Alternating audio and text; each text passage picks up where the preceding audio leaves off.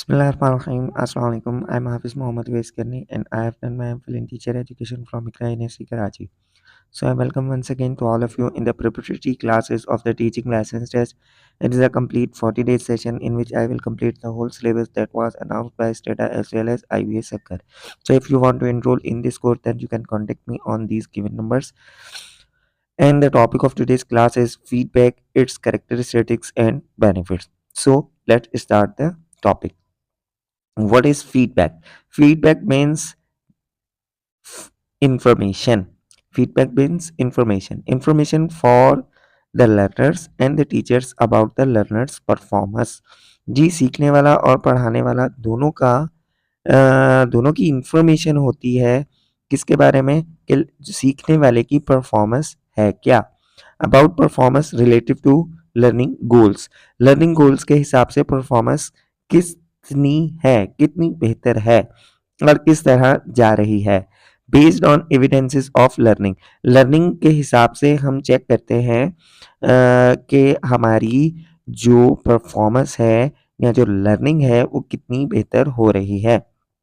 From teachers, feedback जो है हमें टीचर से भी मिलती है, स्टूडेंट से भी मिलती है और पेरेंट से भी मिलती है। Leading to changes in teacher and students behaviour. So इसका पर्पस क्या होता है? इसका पर्पस होता है कि टीचर और स्टूडेंट्स का बिहेवियर जो है चेंज किया जा सके।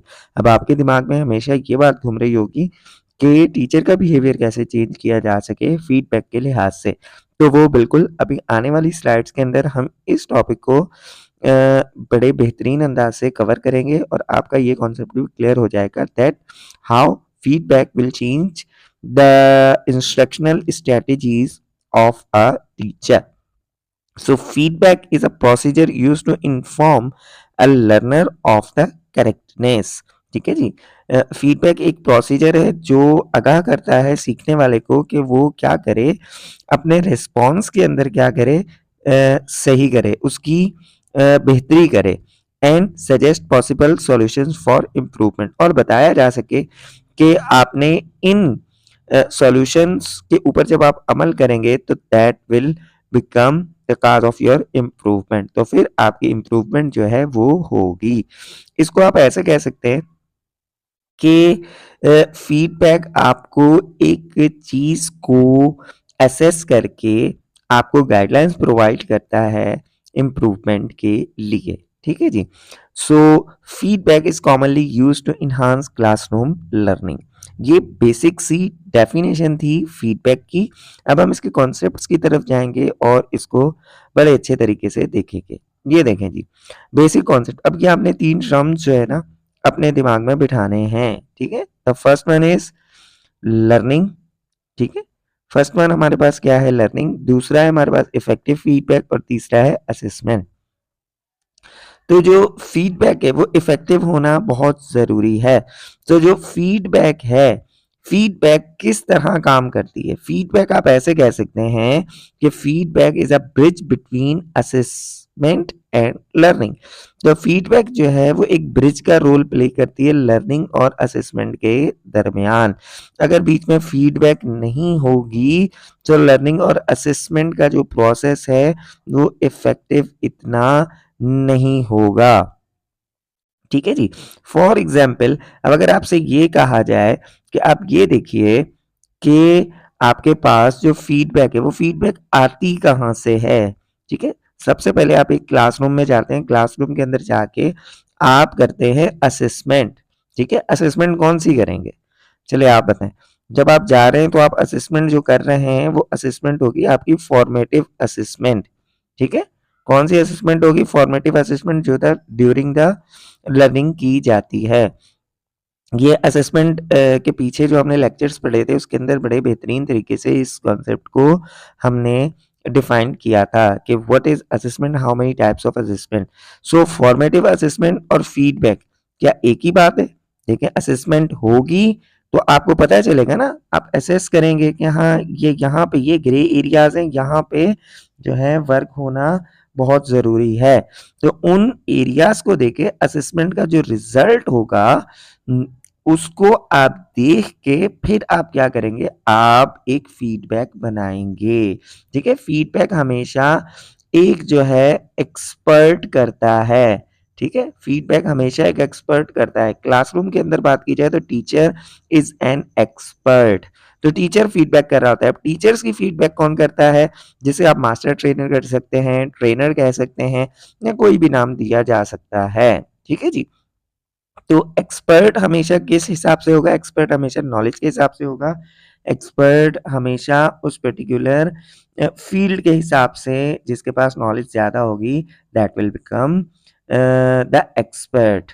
तो जो एक्सपर्ट है वो क्लास की करेगा असेसमेंट। जब क्लास की असेसमेंट होगी तो फिर क्या होगा? फिर एक बनाया जाएगा फीडबैक।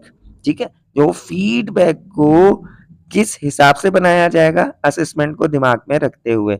और फिर जो सॉल्यूशंस दिए जाएंगे, वो सॉल्यूशंस क्या होंगे? वो सॉल्यूशंस आपको बताएंगे कि how you will improve your learning. ठीक है, अब वो लर्निंग इम्प्रूव कैसे होगी? वो जो इंस्ट्रक्शंस हैं वो टीचर के लिए भी हो सकती हैं। ठीक है, जो इंस्ट्रक्शंस है वो टीचर के लिए भी हो सकती हैं, वो जो इंस्ट्रक्शंस है वो स्टूडेंट्स के लिए भी हो सकती हैं। ठीक है, अगर कोई बाहर से जो मास्टर ट्रेनर है वो फीडबैक दे रहा है। ठीक है, अच्छा, अगर एक टीचर अपने स्टूडेंट्स को फीडबैक दे रहा है तो फिर सिनेरियो चेंज है। ठीक है, अब आपका क्लास जो टीचर है वो ही फीडबैक, उसने ही फीडबैक देनी है। किसको देनी है? सिर्फ स्टूडेंट्स को देनी है। ठीक है, इस सिनेरियो को आप देख लेते हैं। तो टीचर जो है वो एक टेस्ट लेता है, टेस्ट की मेजरमेंट होती है और फिर असेसमेंट होती है। जब असेसमेंट होती है तो टीचर को पता चल जाता है कि बच्चे कौन कौन से एरिया के अंदर जो है उनका जो कॉन्सेप्ट है वो क्लियर नहीं है। तो अब वो फीडबैक जो तैयार करता है उसे आप ऐसे ऐसे कह सकते हैं कि एक्शन प्लान होता है, एक किस्म का फ्यूचर एक्शन प्लान आप कह सकते हैं। फीडबैक्स को जो असेसमेंट के बेस के ऊपर बनाई जाती है, एक्शन प्लान आपका आ गया।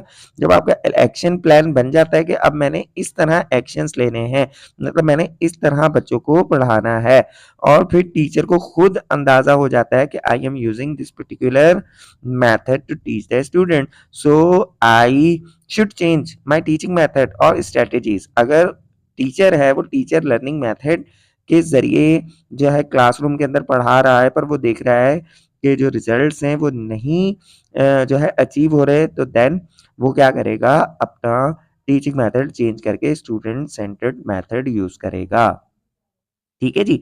या इसी तरह ही प्रैक्टिकल मेथड है। प्रैक्टिकल मेथड की तरफ जो है टीचर चला जाएगा, बजाय इसके कि लेक्चर मेथड वो यूज़ कर रहा है। लेक्चर मेथड के ज़रिए उसने एक इन्फॉर्मेशन दी, फिर बच्चों की असेसमेंट की, देखा नहीं जी रिजल्ट्स अच्छे नहीं आ रहे, तो फिर एक एक्शन प्लान तैयार हुआ। बच्चों की अंडरस्टैंडिंग देखी गई, उनके इंटरेस्ट देखे गए कि क्यों बच्चों को समझ नहीं आ रहा। उनकी बच्चों की थोड़ी जो है सोशो इकोनॉमिक कंडीशंस का पता चल सका, उनके कल्चर के बारे में जब आपको अंदाजा हो गया तो then you will make a plan for your future action, and then you will change your teaching strategies in the classroom.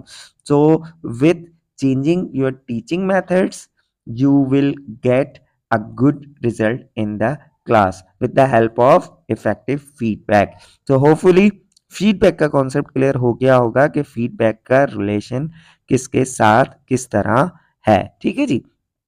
अच्छा जी, उसके बाद आगे चलते हैं, हम यहाँ पे आ जाते हैं। देखें, जो फीडबैक है, फीडबैक किसको दी जा सकती है? ठीक है, फीडबैक जो है वो स्टूडेंट के लिए भी हो सकती है और फीडबैक टीचर के लिए भी हो सकती है। ठीक है, जैसा कि अभी मैंने आपको एक्सप्लेन किया कि जो फीडबैक है वो, जैसे आपने एक चीज देखा माइक्रो टीचिंग। माइक्रो टीचिंग है, माइक्रो टीचिंग का मतलब होता है कि आप अपने किसी स्किल के ऊपर जो है काम करते हैं। ठीक है, तो आप जो है फॉर एग्जांपल काम कर रहे हैं असेसमेंट के ऊपर, कि आपको असेसमेंट के अंदर बहुत सारी मुश्किलात आती हैं, तो आप उस पर्टिकुलर स्किल को लेके किसी एक्सपर्ट से क्या लेते हैं? फीडबैक लेते हैं। ठीक है, वो आपको चेक करता है कि आप किस तरह काम कर रहे हैं, और वो आपके असेसमेंट करता है वहीं पे ही, और फिर आपको क्या देता है? एक सॉल्यूशन के तौर पे फीडबैक्स देता है, और उससे फिर क्या करते हैं? आप अपनी फ्यूचर की स्ट्रेटेजीज जो हैं वो चेंज करते हैं। तो ये तो हो गया टीचर के वे में। अब फीडबैक स्टूडेंट के वे में भी होता है, और वो जो एक्सपर्ट है वो ज़रूरी नहीं है सिर्फ टीचर के बारे में ही बात करे, वो स्टूडेंट्स के बारे में भी कुछ ना कुछ आपको फीडबैक दे सकता है। कि आप क्लासरूम के अंदर अगर इस तरह पढ़ा रहे हैं तो आपको अपना मेथड इस तरह नहीं इस तरह पढ़ाना चाहिए, या आपको अपने क्लासरूम की जो सेटिंग्स हैं वो चेंज करनी चाहिए। तो फीडबैक्स किसी भी तरह की हो सकती है। सो स्टूडेंट्स गाइडलाइंस होती हैं, इंडिविजुअली दी भी जा सकती हैं। बिल्कुल, जब टीचर स्टूडेंट्स का सिनेरियो होता है, teacher change teaching strategies according to the students needs. बिल्कुल, ये फीडबैक के बाद जो टीचर है वो अपनी टीचिंग स्ट्रेटजी जो है according to the students needs के हिसाब से चेंज करता है। Research consistently shows that the value of feedback. जी, इस चीज़ को शो करती है कि फीडबैक की जो वैल्यू है वो बहुत ज़्यादा है। It helps to improve students achievement. ये स्टूडेंट्स के अचीवमेंट को हासिल करने के लिए क्या करती है, बेहतर बनाती है। Feedback is to raise the lower students learning. देखें, एक क्लास के अंदर दो तरह के स्टूडेंट्स होते हैं, एक होते हैं हाई लर्निंग स्टूडेंट्स, एक होते हैं लो। तो फीडबैक असल में होती किसके लिए? फीडबैक क्लासरूम के अंदर हाई स्टूडेंट्स के लिए नहीं होती, इन लोअर स्टूडेंट्स के लिए होती है कि इनको इनका लेवल जो है हाई स्टूडेंट्स के लेवल के बराबर लाया जाए। ठीक है, फीडबैक हमेशा क्लासरूम के अंदर अगर स्टूडेंट्स की बात की जाए तो हमेशा high level of learning students के लिए नहीं होती। जिन जो students low level of learning के होते हैं उनके लिए फीडबैक्स होती हैं, ताकि टीचर जो है फिर सारा अपना एक्शन प्लान चेंज करता है और उन बच्चों को कोशिश करता है अलग से पढ़ाने की, या उनके लिए कुछ अलग मेथड जो है वो चूज करता है, ताकि उन बच्चों की जो परफॉर्मेंस है वो हाई लेवल जो स्टूडेंट्स हैं उनके लेवल तक आ सके। अच्छा जी, अब हम देखते हैं मॉडल्स ऑफ फीडबैक। तो फीडबैक के जो हैं वो मॉडल्स यहाँ पे दो हैं। तो दो मॉडल्स की कंपैरिजन यहाँ पे हो रहा है। ठीक है, एक मॉडल 2007 में दिया गया था और दूसरा मॉडल जो है 2009 में दिया गया था। पहला मॉडल जो है वो हैटी एंड टिम्परली ने दिया था 2007 में, और दूसरा मॉडल जो है वो ब्लैक एंड विलियम ने दिया था। ठीक है, ये किसका था? ये फॉर्मेटिव असेसमेंट का था। तो आगे चल के आपने जैसे पिछले जो है कुछ स्लाइड में देखा है कि मैंने आपसे पूछा था कि फीडबैक को हम फॉर्मेटिव असेसमेंट कह सकते हैं, तो इस मॉडल के अंदर इसका कंपैरिजन हुआ है कि फीडबैक भी एक किस्म से फॉर्मेटिव असेसमेंट ही है। आप इसको ये समझ सकते हैं। जो पहला मॉडल है हैटी का, उसमें ये कहा जाता है कि वेयर एम आई गोइंग, मैं जा कहाँ रहा हूँ। हाउ एम आई गोइंग, मैं किस तरह से जा रहा हूँ। वेयर टू नेक्स्ट, आगे मैंने क्या करना है। तो बात आई समझ में? सबसे पहले आप क्या करते हैं, आप असेसमेंट कर रहे होते हैं। ठीक है, फीडबैक का मतलब असेसमेंट ही होता है। अच्छा, जो 2009 के अंदर मॉडल आया था उसके अंदर क्या बात हो रही है, where the learner is going, कि लर्नर कहाँ जा रहा है। ठीक है, मतलब यहाँ पे ये नहीं मैं कहाँ जा रहा हूँ। तो बात यहाँ से चेंज हो रही है कि जो सीखने वाला है वो कहाँ जा रहा है। Where the learner is right now, और लर्नर अभी कहाँ है। ठीक है, हाउ टू गेट देयर, जो मतलब आपके लर्निंग आउटकम्स हैं, आपने वहां पे किस तरह पहुंचना है। तो ये दो अलग मॉडल्स हैं, अलग थिंकिंग्स हैं फीडबैक के लिहाज से। और आजकल जो है आप ये कह सकते हैं कि जो ब्लैक और विलियम का मॉडल है वो एप्लीकेबल है। इससे पहले ये जो मॉडल दिया गया था उसमें फीडबैक को सिर्फ फीडबैक समझा जाता था, बट आफ्टर द रिसर्च फिर ये चीज प्रूव हुई कि feedback is your formative assessment. ठीक है जी, तो ये मॉडल से आपको पता चल गया, कभी भी आपने फीडबैक देनी है तो सबसे पहले ये सोचना है कि लर्नर कहाँ जा रहा है, और लर्नर अभी उसकी मतलब करंट सिचुएशन क्या है और उसने कहाँ पहुंचना है। तो फीडबैक देते हुए ये मॉडल्स को अपने लाजमी तौर पे जो है जहन में रखना है। Both models agree that good feedback process produce two key outcomes. Teachers use and adopt effective teaching strategies to help students to make progress in areas identified as needing attention, means gray areas. Students change what they do address the learning goals more effectively. Teacher students को ये पता चल जाता है कि उनको ये भी अंदाजा हो जाता है कि उन्होंने लर्निंग गोल्स को किस तरह एक्सप्लेन करना है और किस तरह उनको अचीव करना है। सो ये स्टूडेंट्स के लिए भी तो होता है ना, एक गाइडलाइन होती है, उनको भी अंदाजा हो जाता है। अब हम जो है की स्ट्रेटेजीज को देख लेते हैं ऑफ फीडबैक्स की, ठीक है, जो कि ब्लैक और विलियम ने 2009 में दी थी और इन्होंने कहा था देयर आर 5 की स्ट्रेटेजीज फॉर फॉर्मेटिव असेसमेंट और फीडबैक। तो ये वाला टर्म अपने जहन में रखिए कि कहीं पे फीडबैक की जगह पे अगर फॉर्मेटिव असेसमेंट भी आ रहा है तो बात एक ही है। तो वन बाय वन करके अब इसकी जो की स्ट्रेटेजीज हैं उनको देख लेते हैं। सबसे पहले क्लैरिफाइंग। क्लैरिफाइंग का मतलब क्या है? Sharing and understanding learning intentions and criteria for success. आपने सबसे पहले समझना है कि आपके इंटेंशंस क्या है, सीखने वाले के इंटेंशंस क्या है, फिर उसको शेयर करना है ताकि जो सक्सेस का क्राइटेरिया है उसके साथ आप मीट कर सकें। Engineering classroom activities that illicit evidence of learning. मतलब ज़रूरी नहीं है कि आप एक ही तरीके से पढ़ा रहे हैं, आप आपका मेथड सेम है, आप एक्टिविटीज चेंज कर सकते हैं। आप जो है कोई भी एक्टिविटी दे सकते हैं, आप सोक्रेटिक मेथड दे सकते हैं, आप थिंक पेयर एंड शेयर दे सकते हैं, आप जो है आप उनको प्रैक्टिकल मेथड दे सकते हैं, आप डेमोन्स्ट्रेशन मेथड दे सकते हैं, आप डिस्कशन मेथड दे सकते हैं। तो आपने अपनी क्लासरूम के अंदर जो एक्टिविटीज़ है उसकी इंजीनियरिंग करनी है, तो टीचर इज़ अ इंजीनियर, ठीक है, यहाँ पे वो इंजीनियरिंग कर रहा होता है अपने मेथड्स की, अपनी एक्टिविटीज़ की। Third one is providing feedback that moves students forward. फिर आपने स्टूडेंट्स को बताना है, आपने पॉजिटिव फीडबैक देनी है। ये आगे चल के भी हम डिस्कस करते हैं कि how you give the feedback, और फीडबैक में कौन से आपने वर्ड्स हैं वो यूज करने होते हैं, ठीक है। तो आपने फिर क्या करना है, स्टूडेंट्स को मोटिवेटेड फीडबैक देनी है, मोटिवेटेड उस तरह से नहीं जो आप समझ रहे हैं, ठीक है। आगे number 4, activating students as instructional resources for one and other, ठीक है। स्टूडेंट्स को क्या करें, स्टूडेंट्स को आप अपनी फीडबैक के जरिए एक्टिवेट करें कि वो रिसोर्सेज, मतलब दूसरे जो आपकी क्लास के स्टूडेंट्स हैं उनके लिए एज अ रिसोर्स का काम करें, ठीक है। The fifth one is activating students as an owner of their own learning. तो फीडबैक के अंदर क्या होता है, स्टूडेंट्स के अंदर ये चीज़ जो है एहसास दिलाते हैं कि आप जो सीख रहे हैं आप उसके मालिक हैं, मतलब कॉन्फिडेंस उनके अंदर पैदा होता है। तो ये 5 चीज़ें हैं जो की स्ट्रेटेजीज होती हैं फीडबैक की। इसके बगैर आपकी फीडबैक जो है वो जो है आपके लिए हेल्पफुल नहीं साबित होगी। यहाँ देखिए जी अब, ठीक है, ये की स्ट्रेटेजीज ऑफ फीडबैक ही हैं। ये एक टेबल है बड़ा बेहतरीन सा, आपने ये तो सुना होगा अक्सर जो है टीचर्स को बोलते हुए, कौन सा, ये नीचे लाइन लिखी हुई है ना, I love the way you draw with so many colors, you are a brilliant student, you work too slowly। ये दो जुमले आपने सुने होंगे, यहाँ तो टीचर बहुत ही तारीफ कर देते हैं या बहुत ही ज्यादा डिमोटिवेट कर देते हैं, ठीक है।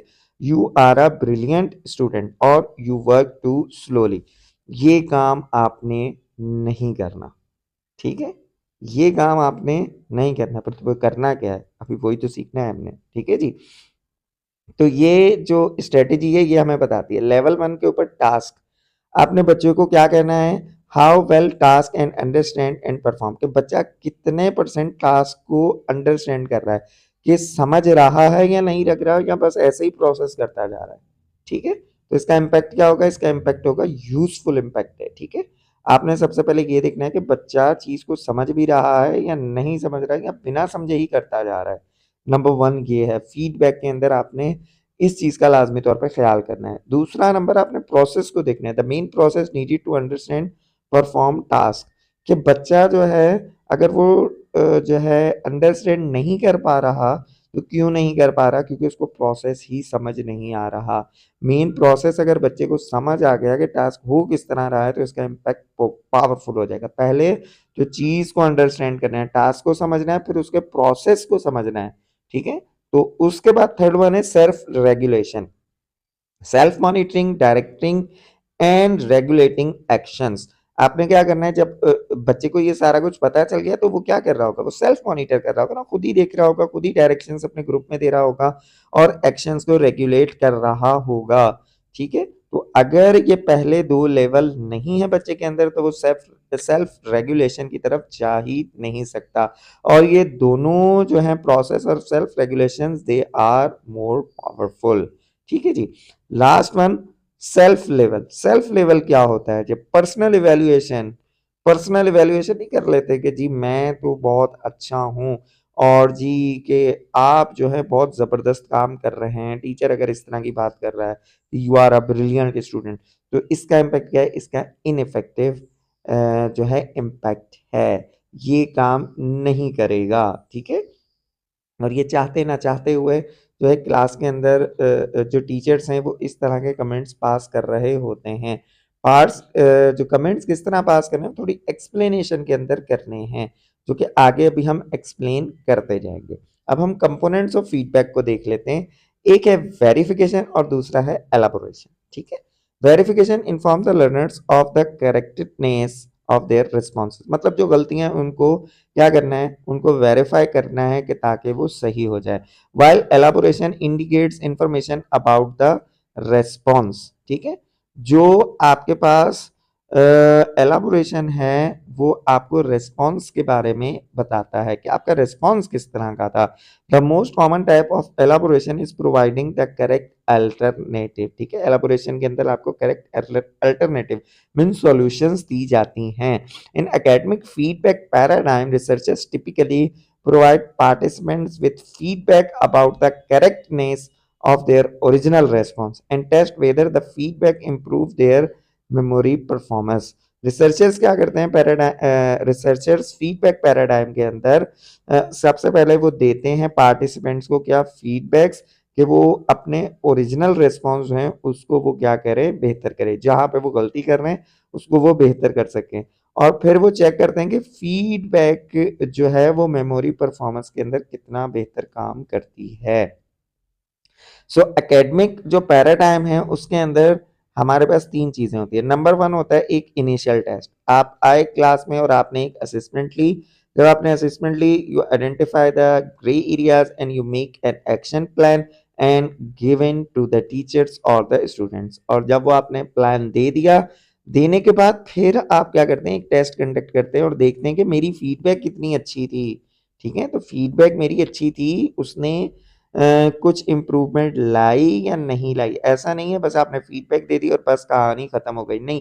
उसके बाद फिर आप एक टेस्ट करेंगे, फिर टेस्ट करेंगे, आप खुद देखेंगे कि कितनी इम्प्रूवमेंट हुई, और जहां पे फिर इम्प्रूवमेंट नहीं हुई then you will make an other action plan and the cycle goes on. Participants can improve their overall performance by correcting their error from test 1 or retaining their correct responses, ठीक है? Participants क्या है, वो क्या करते हैं, improve करते हैं अपने उनके जो एरर होते हैं फ्रॉम टेस्ट 1 से, ठीक है? और जो कि और काफी ऐसे भी आप ऐसे कह सकते हैं, ऐसे भी स्टूडेंट्स होते हैं जो अपने करेक्ट जो रेस्पॉन्सेज होते हैं उनको लेके चल रहे होते हैं। वो स्टूडेंट जिनके गलत आए तो उनके तो एरर हो गए, और वो स्टूडेंट जिनके सही रेस्पॉन्सेज है वो क्या करेंगे, उनको रिटेन करेंगे, ठीक है जी? अब यहाँ पे हम देखते हैं कि जी हमने इनको क्या करना है, हमने इनको जोड़ना है, ठीक है? तो feedback can be provided to one or more of 4 levels. Levels हम फीडबैक के चेक कर लें ताकि फीडबैक का पूरा जो कॉन्सेप्ट है हमारे दिमाग में क्लियर हो जाए, ठीक है? The learning activity, how well the task is, एक मिनट जी, how well the task is understood और परफॉर्म। लर्निंग एक्टिविटी के अंदर आपने लेवल चेक कर रहा है, ठीक है, बच्चों का, कि बच्चे जो है कितना अच्छा जो है टास्क कर पा रहे हैं। और number 2 the process of learning, वही जो ऊपर आप अभी चीज हमने डिस्कस की थी, ये दूसरे तरीके से चीज डिस्कस हो रही है। देखिए चीजें सेम ही होंगी हर जगह के ऊपर, आपको वे ऑफ एक्सप्लेनेशन और जो है way of understanding her author का अलग अलग होगा। चीजें बेसिक कॉन्सेप्ट ही सेम होगा, ठीक है, पॉइंट ऑफ व्यू थोड़ा सा चेंज होगा। उसके बाद है द प्रोसेस ऑफ लर्निंग के what the student has to do perform the task. Task के अंदर बच्चे सीख रहे हैं या नहीं सीख रहे। The students management of their learning, planning, self regulation, अभी हमने पीछे पढ़ा था, ठीक है। उसके बाद है the students as an individual, personal qualities shown by the students, ठीक है। पर्सनल क्वालिटीज आ जाती हैं पर ये उनको इतना एक्सप्रेस नहीं करना कि मैं जो हूँ बड़ा ब्रिलियंट स्टूडेंट हूँ। आउटकम्स क्या होंगी इसकी, ठीक है। As a result of the feedback process changes could include, changes क्या होंगी, आउटकम्स। अब हमने ये सारा कुछ कर लिया, अब इसके आउटकम्स क्या होंगे, इंक्रीज स्टूडेंट्स एफर्ट्स, बिल्कुल जी, ये फायदे हैं आउटकम्स। फीडबैक के फायदे क्या होंगे? स्टूडेंट्स का जो एफर्ट्स हैं वो इंक्रीज होंगे, students use more effective strategies, how to learn, how to improve, how to correct their mistakes, improve students autonomy, ठीक है, सेल्फ रेगुलेशन की तरफ बात आ जाएगी, स्टूडेंट्स खुद अपने आप को असेसमेंट कर सकेंगे, सेल्फ मैनेजमेंट कर सकेंगे, ठीक है, अपनी आप की वो खुद ही मैनेजमेंट कर सकते हैं, हाँ ये मेरी गलती हुई थी और ये मुझे सॉल्यूशन मिला था और अब मैंने ये वाला काम नहीं करना, तो ये क्या है? ये सेल्फ मैनेजमेंट है और फिर अपने आप की वो खुद असेसमेंट करके देख सकते हैं, इस तरह वो क्या होंगे? सेल्फ रेगुलेट हो जाएंगे। तो teacher provision for more appropriate and specific goals, तो टीचर जो है वो किसी खास चीज के ऊपर जो है खास तौर पे फोकस करेगा और किसी खास गोल के ऊपर काम करेगा और वो चेक करेगा पूरे क्लास के अंदर के फीडबैक के थ्रू वो चीजें समझ भी पा रहे हैं या नहीं पा रहे। Teacher adaptation of teaching strategies to meet students needs, भाई स्टूडेंट्स की नीड्स को मीट कर रहा है उसके हिसाब से ही टीचर जो है डिफरेंट स्ट्रेटजीज क्या करेगा? एडॉप्ट करेगा। ठीक है जी। अब यहाँ पे आ गया जी, हम ये देख रहे हैं कि किस तरह आपने फीडबैक्स देनी है। पीछे मैंने आपको बताया था ना कि आगे चल के अभी हम देखेंगे कि फीडबैक्स आपने किस तरह देनी है और अच्छी फीडबैक्स क्या होती हैं। ठीक है जी। तो यहाँ पे अब देखें, एक साइड के ऊपर क्या लिखा हुआ है? एरिया है जिसमें मोर इफेक्टिव फीडबैक्स हैं और यहाँ पे इनइफेक्टिव फीडबैक्स है और आपने ये अपने दिमाग में लाजमी तौर पे रखनी है। While you are setting the goals, तो specific and challenging goal is set, ठीक है, कोई खास आपने गोल सेट करना है। जब आप फीडबैक दे रहे हैं कि बच्चे को आपने एक खास गोल के ऊपर देना है कि यूर जो है spelling mistakes is not good, तो आपने उसके हिसाब से बताना है कि अब आपने इसको किस तरह इम्प्रूव। ऐसा नहीं है कि बहुत सारी चीज़ें एक साथ मिला के आपकी ग्रामर भी नहीं अच्छी, आपकी स्पेलिंग्स भी नहीं अच्छी, आपके प्रोनाउंसिएशन भी नहीं अच्छे और आप फिर आप फीडबैक दे रहे हैं। ठीक है, हो सकता है एक बच्चे के अंदर ये सारी चीज़ें भी हो सकती हैं, ऐसा नहीं है उनके पास नहीं होगी, हो सकती है, बट आपने जो फीडबैक देना है वो पर्टिकुलर चीज़ के ऊपर देना है। आपका गोल बड़ा स्पेसिफिक और एक एक करके देना है। often with criteria of high quality performance on a task. The goal is communicated so that students understand it. और आपने इस तरह अपना गोल बताना है कि वो स्टूडेंट समझ सके। वो फीडबैक किसी काम की नहीं है जो स्टूडेंट्स को समझ ही नहीं आ रही, इवन टीचर को भी समझ नहीं आ रही। तो feedback addresses the task goals directly. तो फीडबैक जो जो आपके गोल है ना, लर्निंग आउटकम्स, उसको डायरेक्ट जो है क्या करती है? एड्रेस करती है। इनइफेक्टिव फीडबैक क्या है? गोल्स आर वैग और नॉट यूज, मतलब ऐसे गोल बता देना जो प्रैक्टिकल ही ना हो, किसी ख्याली दुनिया के अंदर जब जी ऐसे होता था तो ऐसे होता था। आपको पता है कि किस तरह की एक्सप्लेनेशंस देने लग जाते हैं जो प्रैक्टिकली पॉसिबल हैं या नहीं है, आज के ज़माने में पॉसिबल है या नहीं है, इन रिसोर्सेज के साथ पॉसिबल है या नहीं है। तो ये सारी चीज़ें अपने जहन में रखनी है।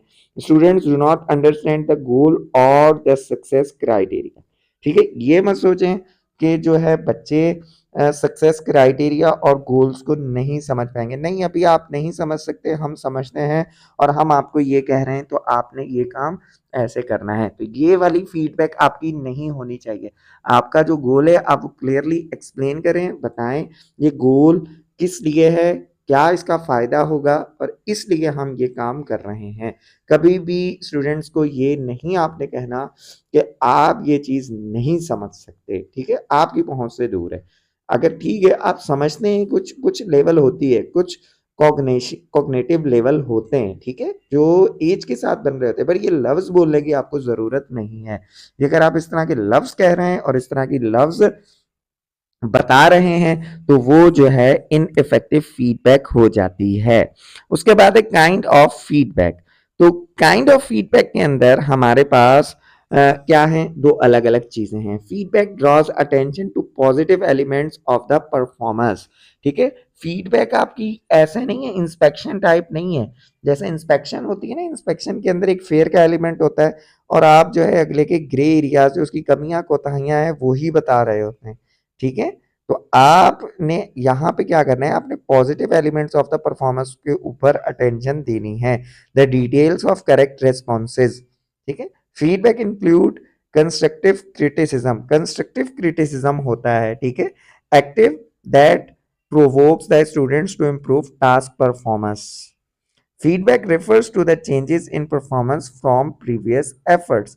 वही आप टेस्ट बार बार लेते जाते हैं और आपको फिर पता चलता जाता है कि आपकी चेंजेस किस तरह हो रही हैं। Feedback includes an element of self assessment by students including peer assessment as a part of the process and encouraging student autonomy and responsibility. अब हम देखते हैं इनइफेक्टिव फीडबैक होती क्या है काइंड्स ऑफ फीडबैक के अंदर।